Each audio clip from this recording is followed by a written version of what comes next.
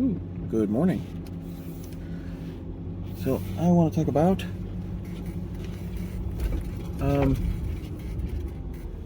not sure if you'd call it male consumerism or single male consumerism, because there's no one with more disposable income than a guy that works, a young guy that works way too much. He's got all the income, buys all kinds of toys, and doesn't have really a chance to play with them at all. It might pick a weekend or two to go out, but for the most part, it's just working. It's just getting the money and then spending the money. And look at all my cool stuff. And there are plenty of folks who get along. I've known a couple. I'm sorry. That is, the consumerism is empty. It is hollow.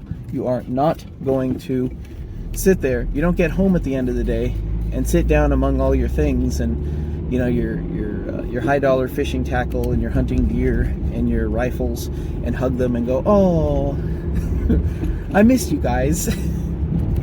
You might go on a hunting trip a couple times a year, or maybe even more times a year, but it is not something that is the way that it should be, because it's not really fulfilling. Because you're doing work, your time, the primary absorption of your life, the primary or the majority of the time you spend on Earth is working.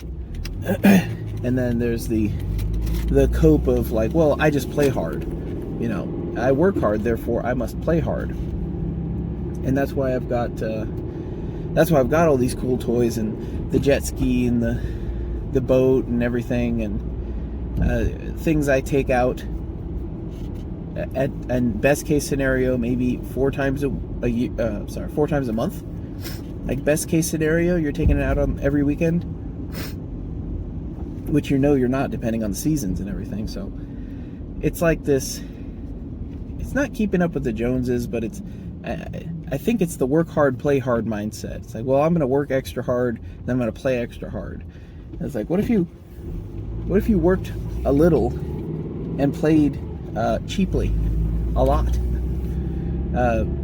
There are guys that I've known that do just landscaping. And landscaping is something that takes place, something that has to be done for a certain season of the year. And they'll work for multiple months, 3-4 months, and then they'll take the rest of the year off.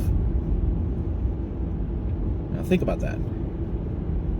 Now you got to get things pared down. Either you make tons of money for those months,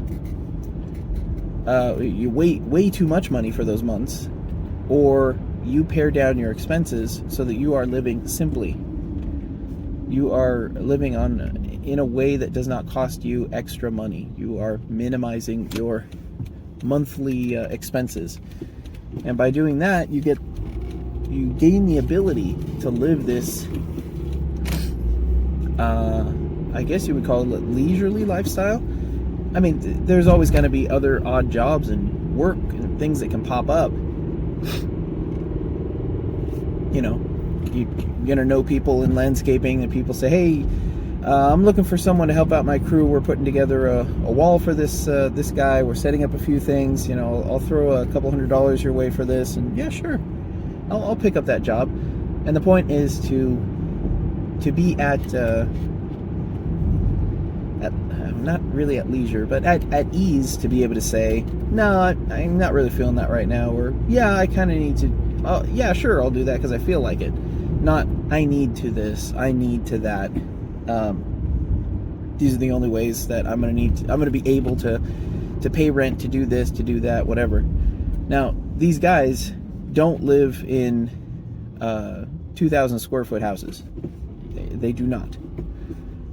They live in studio apartments, or they live in trailers on land that they own or that they got from their parents, or that they worked hard in the early years to pay off. Buy something somewhere, get a good car you can work on, something reliable to drive in to where the jobs are.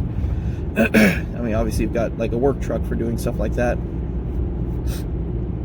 So that's part of whatever the business expense is. But this is possible in this day and age. This is possible because you have the ability, even though it's you must avoid all the marketing, and we're told so much how much money we're supposed to spend on everything.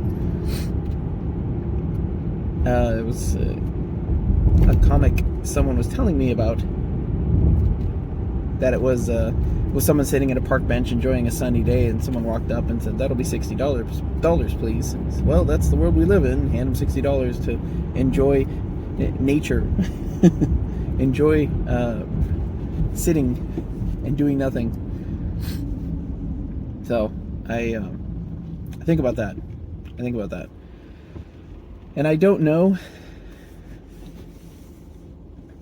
Yeah, I don't know if that is just for single guys or just for certain lifestyles. Well, it is kind of a certain lifestyle. It is very minimalist, but it is still possible in this day and age.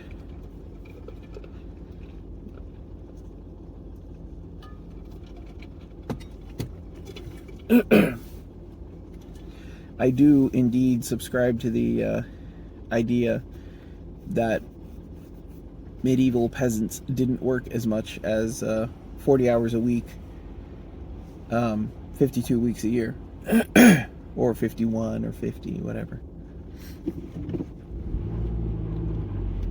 It doesn't make sense that they would. What are they doing during winter? You chop firewood, but you don't chop firewood for 8 hours a day. If you did, that'd be impressive. It's the thing. It's like it's a lot of work, and I don't mean a lot of work as in we're doing a thing that is difficult. I mean it is by straight quantity a lot of work.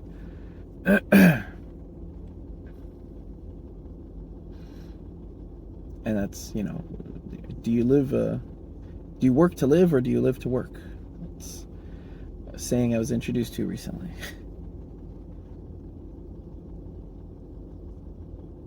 It's kind of cool. This is one of the cool things about being a programmer, though, is if you have an actual love for the art, an actual personal interest in the art, you have no startup costs. It's the data is ethereal. You can take it from the internet for free, and you can get rid of it, and later on you can come back to it. You're just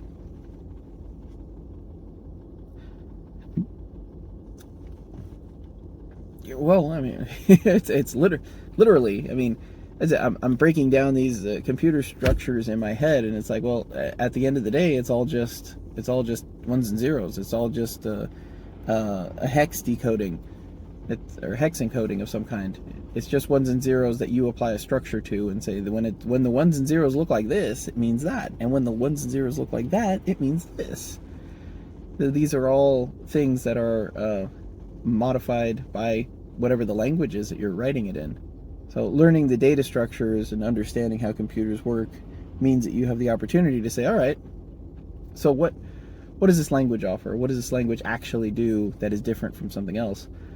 But you have no cost. If you read an article about an interesting new programming language and you're like, that would be kind of fun to play around with, you don't walk down to your local programming language store and shell out $180 in order to receive the software for that new programming language and read the manual for it and work on it. You hop to the web page, you click download, you click on the tutorial, and you start walking through the tutorial. That's it. You don't have any materials cost. You usually already have a computer of some kind to be able to start working on this stuff, and that's what's super cool about this, because once you realize that, it's like you want to build a carpenter wants to build something. It's like, I want to build a deck. cool. What does my materials cost? The first thing is, how much is it going to cost me to make this deck? And after that, you can say, how much money am I going to save by having made this deck myself? Or, how much do I need the deck? How much do I want the deck? Or is this a deck that is so custom that only I can make it, and it doesn't really matter how much it costs? If you want to make a web application, if you want to make a silly little app, drink the beer, if you want to make Flappy Bird, you just do it. You just sit down and do it. And that's where your time comes in. Your material cost is essentially, as a programmer, your time. How much time you're willing to dedicate to something. And that's why you get these, as much as I hate the term, rockstar programmers. It's like, hey, what do you do? Well, I go to work. I go to work at a tech firm or startup, and I work there for 12 hours every day. And then I go home, and I catch up on the latest programming news, and then there's some projects that I like to work on for a bit, and I sleep for about 4 hours, and I get up and do it again. And that's essentially the guy that works at the company and picks up all the OT he can and works all he can and has no time for any other thing, I guess. So there's different development paths, though. Like, I've known guys that do tech all over, tech for a large geographic area, and they spend all their time, pretty much all their time driving here, driving there. They're racking up miles for their car. They're getting reimbursed for all that stuff. They're getting their lunches paid for, their gas paid for, mileage on their car paid for. And then they show up and they work for a bit and they hop back in the car and they listen to an audiobook on the way to the next place, and they get paid for that too. And they make lots of money. And just like the other guys, they have nothing to spend. They have no time to enjoy the things that they purchase with it, the consumerism that they enjoy with it.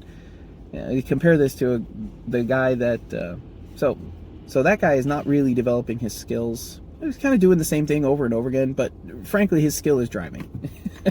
His skill is figuring out how to get there quickly and safely, and just racking up the OT, sucking up as much money as you possibly can.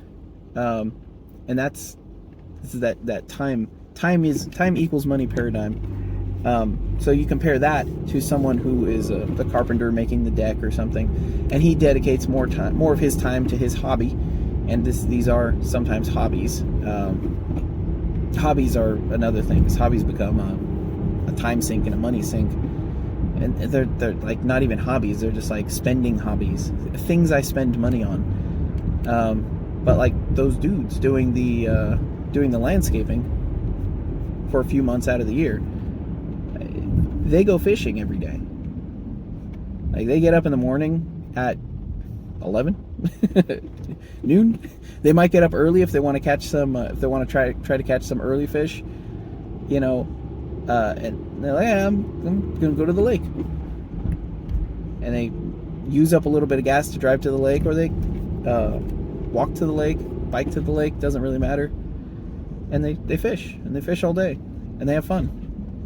That's what they want to do. That's what they want to spend their time doing, and they do it. And they do it every day, and they do it for basically free, and they do it with the cheapest kit they can get away with, because buying 12 more rods means using up a month's wages, a month's worth of living expenses, or several months, depending on the rod. But someone like a carpenter, spending extra money, improving his craft, improving his skill, that is something that rolls forward. That is a skill improvement, I guess, that is going to scale upward. The more time you spend doing something, the more things you're going to learn, the more tricks you're going to learn, the more pitfalls you're going to discover. And the next time you do it, you're going to be better, and you're going to be faster, and you're going to be more efficient. You're going to foresee problems beforehand. That's how you foresee things, is beforehand. And if you compare that to someone like a programmer, the programmer it's almost pure logic. As long as you are stretching yourself a little bit each time, you are completely improving yourself. You are completely improving your craft. You are improving your understanding. You are maintaining a high level of I don't want to say job readiness, but like marketability, I guess you can say, because you're up on the latest, and it costs you nothing except time. And so the carpenter that's working on this stuff might have to sink money into buying materials so that he can test out, so he can build his deck and try out some wood joinery, just some regular, some fancy wood joints or something to show off at the next barbecue or something. Just practice, but he still needs materials. The programmer doesn't need that. The programmer's tool is time. The programmer's raw material is time. The thing the programmer works with is time, because there is, if you get yourself, you can buy a Raspberry Pi. Well, ideally you can buy a Raspberry Pi, and you can learn. I don't know of any limits. VS Code will run on a Raspberry Pi. It's not going to be super fast, and you're not going to be able to overload the RAM by opening all the programs at the same time and letting them sit in the background, but you can use it. You can learn on it. And for the investment of $100 for a Raspberry Pi 400, or ideally $35 for a Raspberry Pi that you plug into your TV, you are off to the races. You have all the materials all the materials you need to be able to become an exceptional high-level programmer. So then it just comes back to time. It comes back to time and efficiency, and how much learning you can squeeze out of your time, how much practice you can get into your time, how much repetitive tasks you can eliminate to save your time. And you're a programmer. You should be training your computer to do the repetitive tasks for you. You should be looking for patterns constantly. Patterns in your workflow, patterns in your code, patterns in your daily routines even, and find ways to reduce those or eliminate those or completely automate those. These are all things that are not only possible but required. These are things you must do, because that's how you get more raw materials. That's how you get more wood to build your deck. That's how you get better at wood joinery. That's how you do all these things. It's just time. So time. Like I said, imagine being a carpenter that you could summon decks out of a series of ones and zeros. No raw materials cost. Yeah. I'll build a deck for you. Okay. What's that going to cost? What's the materials cost? 0. You just pay me for labor. Oh, that's fantastic. Ones and zeros, go. Just some kind of technomancer. And then the deck appears. Well, guess what? You could walk into a company and say, hey, I spent a weekend working on my Raspberry Pi. I don't know if that's an appropriate server, but an old computer I got at Goodwill. You probably don't say that, but yeah, I'm running websites for people around here. You get an initial setup cost, and then I'll charge you $5 a month, recurring payments through PayPal, and you get a free website. You want to send updates, you get this many updates per month or this many updates per year, and then it starts costing a little extra. So we can do this, and your startup costs are 0. You've already got a computer. You already have a computer. You already have access to the internet. You already have this the combined knowledge of mankind available in the palm of your hand. And it's just time. It's just time. And then you can narrow that down. How quickly can I get a new website for a new company? How efficiently can I do this? There's a lot of patterns in web pages. How many of these things are done over and over again? How much maintenance do I need to have to build for these web pages? To do like WordPress or something like that? Constant updates, constant worries, constant problems with plugins and getting owned and stuff like that. Ugh. But just finding the patterns and identifying ways to save time. But that's kind of cool about being a programmer. So You have everything you need already. You just need to figure out how to get more time, how to efficiently use your time, and how to manage your raw material that is time.